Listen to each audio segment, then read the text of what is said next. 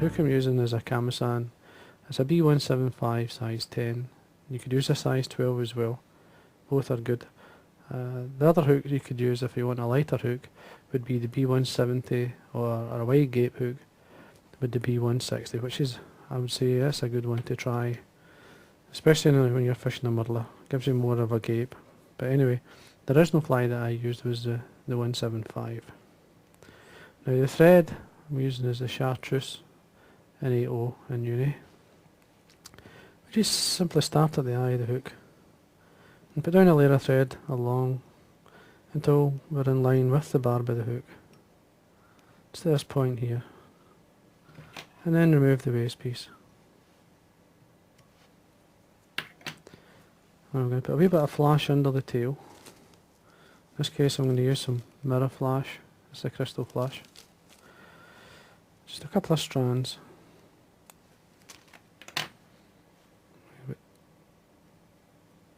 Paste it just under. The reason I want it underneath is the flash it holds the tail a wee bit better. 2 or 3 turns down, 2 or 3 turns back. And then trim them about at least a hook length. I don't go much bigger than that, or much longer than that. The Damsel nymph is only 1 inch long, so this is slightly exaggerating it already, but you can when you're close to the surface. For the tail, I'm just going to use a nice medium olive, Marabou. Just remove some from the stem. Now what I'm going to do here is I'm going to line up the ends. Now, the easiest way to line up the ends is to pinch them apart. Don't cut them. It just looks terrible if you cut them. You want the Marabou to the end of the flash. So you hold the wing or the tail in your fine thumb, and then I like to draw back and pull all the excess fibre that you don't need. Take them away. And then catch it down. Now you need a third, at least a third for the head, for the muddler head. And there we are. Now the rib I'm just going to use this is Uni-Floss and Chartreuse. Take a strand away. And then I'm going to catch this on the side. Again, full length of the body. Now at this point, just make sure you tie it down. Now, if you wax your thread, it just gives you plenty of grip. And it stops, if you're tying something onto the body, obviously rotating, just tidy up and then come back down. All the way to the tail. The body's some olive seal's fur, so just a tiny bit of olive glister blended through it. Don't need a lot. Slide it up. I don't put it on too tight.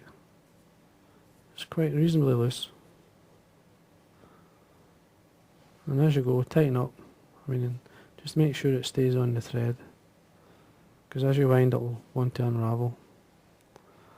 There we are, that's you ready for... I put a body hackle on this. Now this is an dyed olive cock saddle hackle. Now the fibre length is reasonably short, it's not too long. I don't want it too long. Just catch it on the side and wind up. And then I usually like a turn or 2 at the top, and then you're looking for 3 to 4 turns on the way down. Now before you bring up the rib, you start it, I usually roll it in my finger and thumb to tighten it up, so it doesn't spread too far, just stays nice and tight in a rope type. And then you want to come up good 4 to 5 turns, cross your thread, and then tighten up. Remove the excess. Again, make sure you get wax on your thread, and then carry on down to the eye, and then come back up. There we go. this point I like to just get some Velcro and bring out some of the seals for in between the rib and into the hackle. Softens it up. I put some rubber legs on this, and these are centipede legs, speckled yellow. It's in there, and these are the small. Now, if you stretch them, you'll lose that bar, this painted bar on there, the dark colour. But I wouldn't worry too much about it because they still work. Just don't stretch them too much.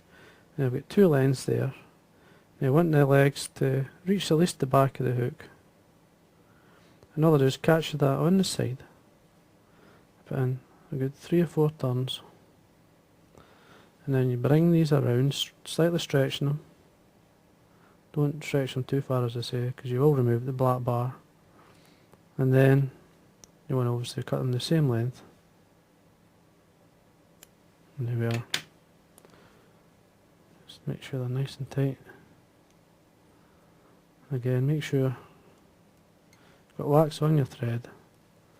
Now I'm going to go down and come back up just to tidy the area I'm going to tie in the deer hair. It's important that you do that. Makes them sit. Now there's your legs there, just come on either side.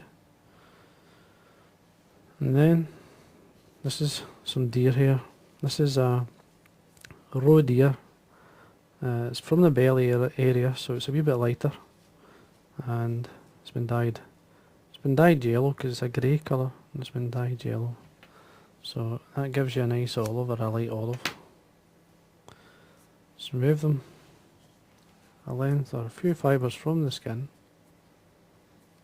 As I say, you form a nice collar with that, and you want the ends just to the back of the body. Now I'm going to put 2 loose turns, 1, 2, and then allow the deer hair to travel all the way around, and then tighten up. Then you draw the deer hair fibres back. Now always keeping the thread nice and tight. Just draw them back, and then tighten up. Even take the thread down to the eye and come back up. Again, this will make everything sit the way you want. Now I'm just going to cut the rubber leg in the way around there, so I'm going to bring it back up. That's fine. And then get some more deer hair. Again, cut it close to the skin. So if you cut the deer hair right down at the roots, makes it easier when you go back to cut some more, because you don't want half cut ends getting in the way. Now this time I want the bottom, the hollow end of the fibre. I don't want the tapered fibre at this point, because I want to form the muddler head. Now all I do, it's the easiest way to do this is just to put the bunch of deer hair that you have, put the eye in the centre of it, hold the ends, and then go around 2 turns and then tighten up. And then allow the deer hair to spin or come round with the thread turns as you go towards the eye. And tighten up.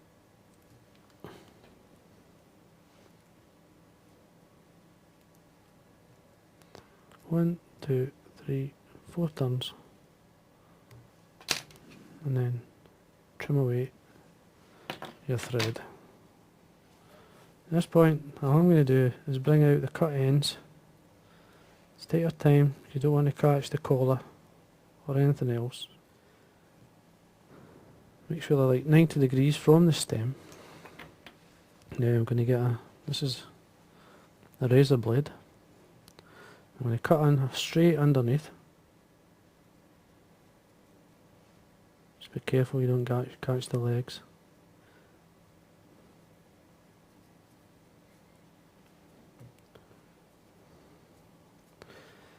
That looks okay.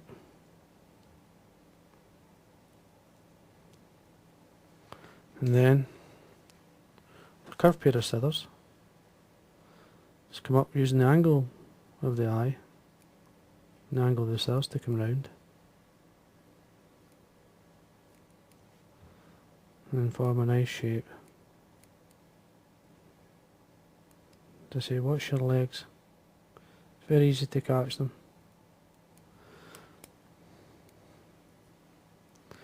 Same on the other side.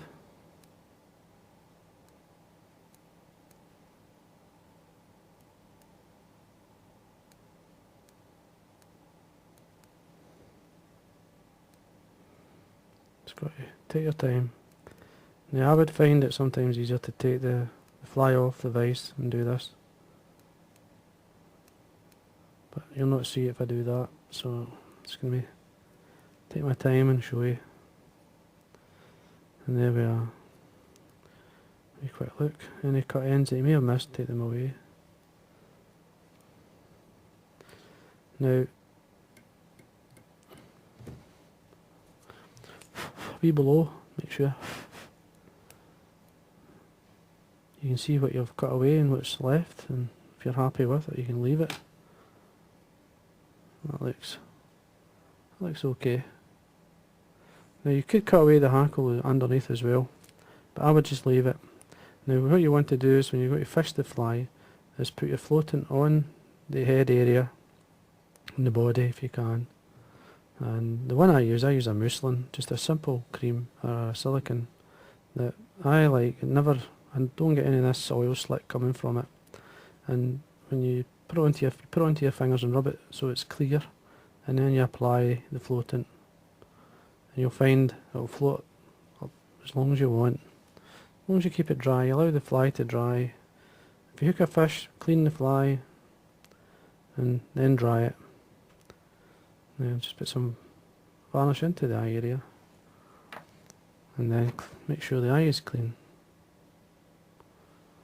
And that's you ready. And that there's your damsel muddler. A great pattern to have when the damsels are coming off. Just fish it along the edge, weed beds, and you'd be surprised at the fish that come to it. Certainly worth a treat. And that there's my damsel muddler.